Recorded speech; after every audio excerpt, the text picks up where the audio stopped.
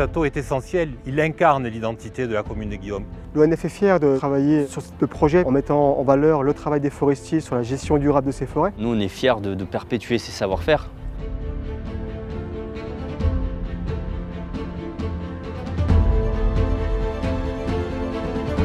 Le château de la Reine Jeanne, c'est 800 ans d'histoire entre les comtes de Provence, le royaume de France et celui de Piémont-Sardaigne.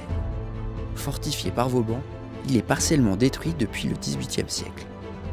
Un des éléments les plus importants du patrimoine de la commune de Guillaume, c'est son château. Donc dès que nous avons eu la possibilité de répondre à l'appel à la candidature de la mission Berne dans le cadre du loto du patrimoine, nous nous sommes inscrits immédiatement dans ce contexte-là pour mettre en valeur cet édifice qui est un exemple unique d'architecture militaire du XIIIe au XVIIIe siècle. Nous avions besoin à la fois d'ingénierie et de s'appuyer sur des opérateurs particulièrement compétents dont l'Office national des forêts. L'un des objectifs du chantier est la remise en état de la charpente au-dessus du donjon. C'est l'Office national des forêts qui supervise l'ensemble du projet jusqu'à sa finalisation. On a décidé d'accompagner très fortement la collectivité avec notre savoir-faire, c'est-à-dire la désignation des bois qui allaient être utilisés pour la restauration du château de la Reine Jeanne, jusqu'à l'abattage, le transport des bois et la livraison aux charpentiers qui a été retenu pour réaliser cette opération de restauration. On redonne vie à cette belle fortification. On va rendre le château aux habitants de Guillaume.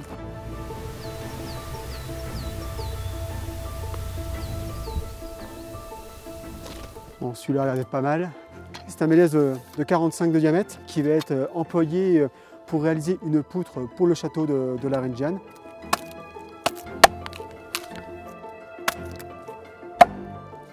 Le bois que nous avons utilisé, c'est du mélèze qui est présent en importance dans la forêt communale de Guillaume. Ce bois est reconnu pour ses qualités technologiques et est très utilisé pour les charpentes locales. Donc l'idée pour nous était de faire le lien entre la forêt et le patrimoine de la commune en installant ce bois qui sera durable dans le temps. 50 arbres sont récoltés dans la forêt communale de Guillaume pour rebâtir la charpente. Des arbres déjà prévus à la coupe dans le document de gestion de la forêt. On a eu un cahier des charges très précis du charpentier pour sélectionner les arbres qui pouvaient être intégrés dans le projet de restauration de la charpente. Les arbres ont quitté la forêt pour arriver chez les charpentiers. L'ONF nous a fait confiance sur ce projet parce qu'on maîtrise vraiment ce savoir-faire traditionnel de façonnage manuel des poutres qu'on appelle l'équarrissage à la hache. Et c'est ce savoir-faire-là qui nous a permis de façonner des bois cintrés qui étaient abondants dans la forêt communale de Guillaume et qui étaient nécessaires pour la restauration du château. L'ONF avait souhait de valoriser ces techniques ancestrales sur la restauration de ce château qui est médiéval. Ces derniers étaient intervenus sur Notre-Dame de Paris. On savait qu'en les choisissant, on aurait un résultat exceptionnel pour ce château qui le mérite. Une fois réceptionnés les bois en atelier, la première étape, c'est la première transformation. Donc c'est le façonnage dans un premier temps mécanique. On va scier deux faces à la machine.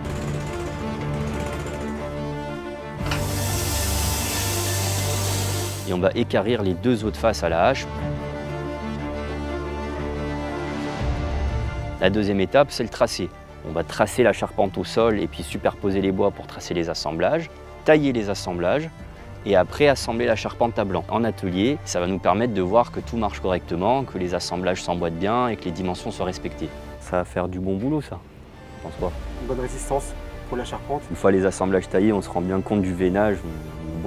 Le bois il est de belle qualité. Le façonnage manuel, ça nous permet de suivre ce qu'on appelle le fil du bois, donc la forme naturelle de l'arbre, et d'avoir un produit, une charpente, une poutre très stable dans le temps, qui ne va pas avoir tendance à se déformer pour avoir un ouvrage le plus pérenne et le plus abouti techniquement possible. Une fois ce travail effectué, on transporte la charpente, elle sera élitreuillée sur les arrases du mur et les pièces seront assemblées une par une jusqu'à leur emplacement définitif.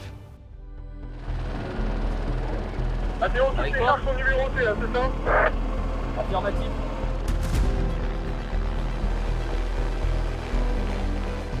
Là, on vient de recevoir toutes les pièces de bois grâce à l'hélicoptère qui nous l'a livré précédemment.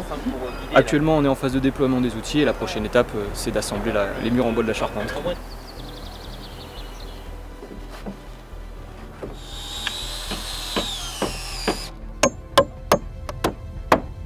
Le bas a l'air nickel. Le haut aussi, c'est pas mal ce côté, non? Une fois la restauration achevée, l'ONF travaillera à l'aménagement d'un sentier pour accéder au château depuis le village de Guillaume. On est fiers de perpétuer ces savoir-faire. C'est des super techniques de charpente et donc nous, ce qui nous rend heureux et fiers, c'est de continuer à faire du beau travail de charpente qui va durer pendant des siècles. Pour l'ONF, c'est une fierté puisque maintenant le public peut admirer ce château avec une charpente issue de sa forêt de la commune. Tous les Guillaumois se retrouvent derrière leur château comme la marque de ce qu'ils sont, de leurs valeurs, de leur histoire et de leur identité. Donc restaurer le château, eh bien, c'est aussi redonner de la force à ce que nous sommes et puis c'est aussi un développement touristique important parce que le tourisme est important et le château contribue à la valorisation touristique de la commune de Guillaume.